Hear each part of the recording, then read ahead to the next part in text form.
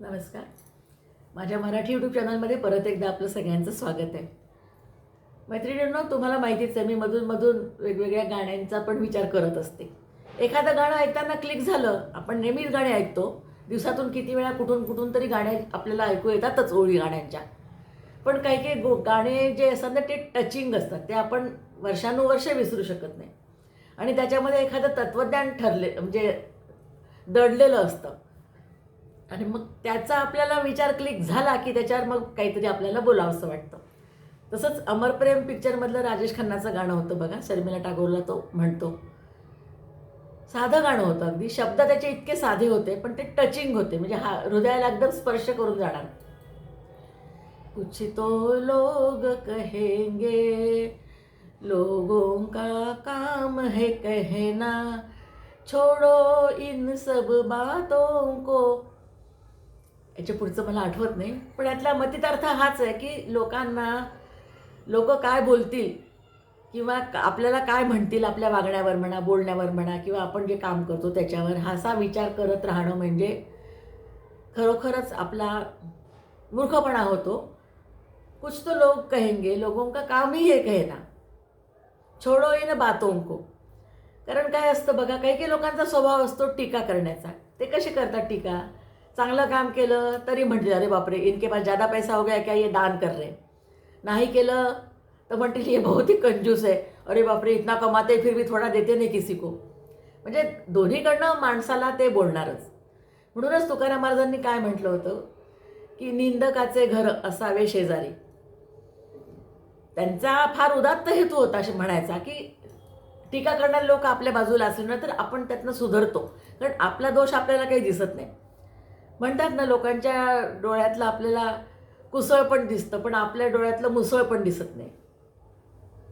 म्हणजे मुसळासारखा जरी आपल्याला दोष असेल तरी तो आपल्याला जाणवत नाही आपला स्वतःचा, आणि दुसऱ्यांचा अगदी छोटासा कुसळी एवढा, म्हणजे अगदी बारीक तांदळाची जी वरची असते त्याला कुसळ म्हणतात, ते सुद्धा दोष आपल्याला वाटतो, अरे बापरे त्याच्यात किती दोष आहे.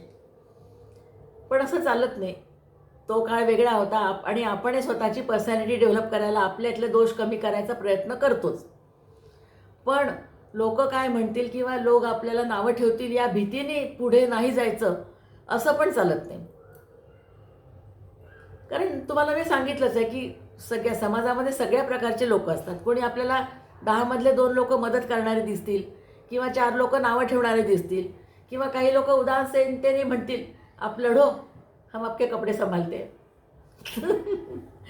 असा जास्त अनुभव येतो. लोक अंगावर घ्यायला बघत नाही. आणि आजच्या स्मार्ट युगामध्ये काय झालेलं आहे, सगळं इझिली अवेलेबल झालं आहे, लोकांना संकटाची जाणीवच येत नाही. त्यामुळे मग काय झालं आहे, देखेंगे बाद में देखेंगे, अभी क्या जरूरत है ना उसकी, असं म्हणून लोक आपल्या आपल्या कोशामध्ये अगदी गुंग असतात. त्यांना आजूबाजूला काहीही करायची इच्छा नसते, कुणाशी जास्त बोलायची इच्छा नसते. म्हटलंच ना तुम्ही, मोबाईल आणि टी व्ही ह्यामुळे जग अगदी छोटं झालेलं आहे, पण त्यांच्या मनाचा आकार पण छोटा होऊन गेला आहे. त्यामुळे की कुणाकडून काय शिकायचं, काय किती घ्यायचं याची इच्छा राहत नाही. कारण काय झालं आहे, यूट्यूबवर सगळं मिळतं.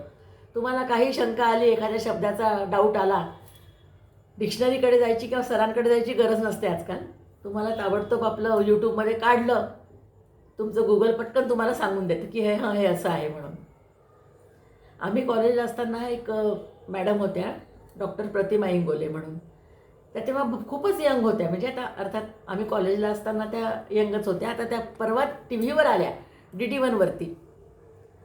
तर त्या स्वतः PhD झाल्या होत्या, त्यांचे मिस्टर वकील होते, म्हणजे इतक्या, आणि त्यांच्या आजी आजोबासुद्धा खूपच अति सुशिक्षित उच्च घरातल्या त्या होत्या, शैक्षणिक घरातल्या म्हणजे.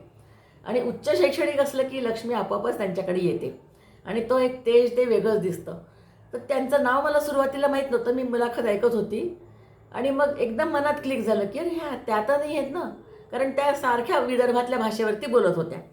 आणि त्यांनी विषयच PhDला हा घेतला की विदर्भातली खेड्यात म्हणजे लोकभाषा, लोककला आणि लोकभाषा. कसं असतं, सगळेच म्हणतात की विदर्भ अगदी म्हणजे लोकांचं दुर्लक्षित राहिलेलं आहे, त्याच्यात विकास झाला नाही. पण असे स्वतःहून विकासाचा घडवणारे पण लोक असतात.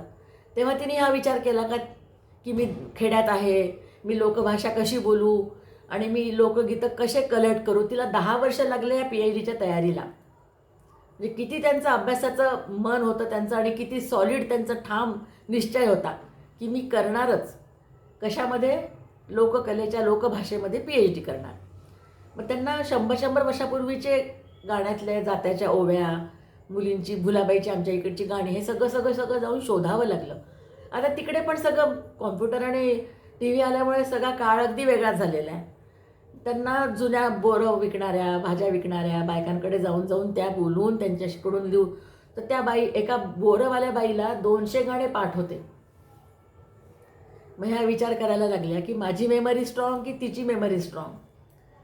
फटाफट त्या बाईला 200 गाणी, ती म्हणे मला 200च्या काय वर जास्त गाणं येतात, तुम्ही मला बोलवत जा, मी म्हणत जाईल. आणि तोंडाने, म्हणजे रिमाइंड करणं किंवा वाचन बिचन तिला येत नव्हतं, ओरली. किती आश्चर्याची गोष्ट आहे. त्या तेच म्हणे की मला अगदी आश्चर्य वाटलं की मी इतका अभ्यास करून माझी मेमरी किती आहे, डाऊटफुल आहे. म्हणजे मला असं वाटेल की मला विसरेल मी, तर मी पुस्तकं वाचत राहते, माझा शब्दसंग्रह वाढवत राहते.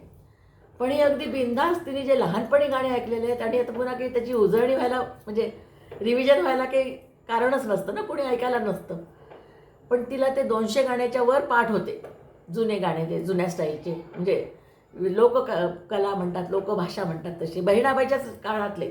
बहिणाबाई चौधरी ज्या होत्या त्या अगदी अशिक्षित बाई होती, पण जात्यावर त्या बसल्या की त्या ओवी चालू करायच्या, कारण आतूनच त्यांना होतं. आणि तेव्हा अशी म्हण होती म्हणे की जातं मुकं नाही चाललं पाहिजे. जातं चालवताना, जातं म्हणजे ज्याच्यावरती पीठ बारीक करायची त्यावेळेस, तेव्हा काही इलेक्ट्रिकल नव्हतं, गिरणी वगैरे नव्हती. मग दगडी जाते असायचे, ते साईजप्रमाणे असायचे. पीठ करायचं, रवा करायचा, डाळ सोलायची, हे सगळे वेगवेगळे साईजचे जाते होते. त्यावरती ती गायची. मग त्यांनी कुठे लिहून ठेवलं, पण त्यांच्या मुलांना आवडलं आणि त्यांच्या मुलांनी त्याचा शब्दसंग्रह करून, बहिणाबाईंच्या मुलांनी, सोपानदेव चौधरी, तो पुण्याला गेल्यावर ती प्रल्हाद केशव अत्रेंना दाखवलं. तर ते म्हणे अरे हा तर किती सोन्याचा, काय हिऱ्या दागिन्यांचा, सुवर्ण मुद्रांचा साठा आहे म्हणे, किती मौल्यवान सगळं आहे म्हणे, हे मी छापणार म्हणे. मग बहिणाबाईच्या कविता म्हणून त्यांनी छापल्या आणि म्हणून त्या आपल्याला वाचायला मिळाल्या. अगदी सोप्या असायच्या हो तिच्या. आणि तिचे मनामध्ये जे विचार यायचे, स्त्रियांना किती त्यावेळेस संसारात खूप त्रास होता, पण तिचं म्हणणं की आई सासरी का राहते, आपल्या मुलीला लग्न झाल्यावर माहेर मिळावं म्हणून. मैत्रिणींनो, यामध्ये किती गहन अर्थ आहे. आई सोडून गेली तर मुलगी कशाला माहेरी येईल. आई आहे म्हणून आईसाठी मुलगी येते बघा, धावत धावत आईला बघायला, आईला भेटायला. जोपर्यंत आईची आणि मातृ आणि पितृछाया आहे तोपर्यंत आपल्याला अगदी कशाचीही भीती वाटत नाही, आपण अगदी पुढे जातच राहतो. मग त्या दोघींनी जर विचार केला असता की लोक काय म्हणतील, तर त्या पुढे आल्याच नसत्या, प्रकाशात आल्याच नसत्या. आपल्याला जर तुम्हाला डेव्हलप करायचं आहे, प्रकाशात आणायचं आहे, म्हणजे प्रसिद्धीस आणायचं आहे, आपलं काम विचारायला आपल्याला कोणी येणार नाही की तुम्ही काय करता. आपल्याला स्वतःला सांगावं लागतं की मी काय करते. कारण स्पष्ट वक्तेपणावरती पण मी एक व्हिडिओ केलेला आहे. स्पष्ट बोलावंच लागतं आणि आपलं कार्य लोकांना दाखवावं लागतं. लोकांना दिसलं तर त्याच्यातून लोक विचार करतात. म्हणूनच कुछ तो लोग कहेंगे, लोगों का काम हे कहना, हा विचार करत करत आपण पुढे जात राहायचो. तरच आपण मागे दोर ओढायला पुष्कळ लोक टपलेले असतात बरं. तुम्हाला हा पण मी एक धोका सांगते की प्रसिद्धीला तुम्हाला जायचं असेल तर तुम्हाला 2 लोक पुढे ओढतील तर 10 लोक मागे ओढतील. आपले वाईट अनुभव सांगतील किंवा काहीतरी आपले मनोधैर्य खचसेल कसं, ह्याचा विचार करतील. पण म्हणूनच आपण त्याकडे लक्ष न देता आपले ठाम निर्णय घेऊन आपलं चाललंच पाहिजे. आपला मार्ग काढायला आपल्यालाच जावं लागतं. कोणीही या मझधारमध्ये आपल्याला येत नाही. वरून धबधबा पडत असतो, पाण्यात आपण म्हणजे पोहत जातो. धबधबा आपलं काम करत राहतो, वरून पडत राहतो. नदी आपलं काम करत राहते, वाहत जाते. ती आपल्याला कशाला विचारणार आहे तुला कुठे जायचं आहे. त्या पाण्याच्या झोतासोबत आपण किती जायचं किंवा आपलं स्वतःला स्ट्रॉंग करून कुठे दगडाला पकडायचं, झाडाला पकडायचं, हे शेवटी आपल्यालाच ठरवावं लागतं ना.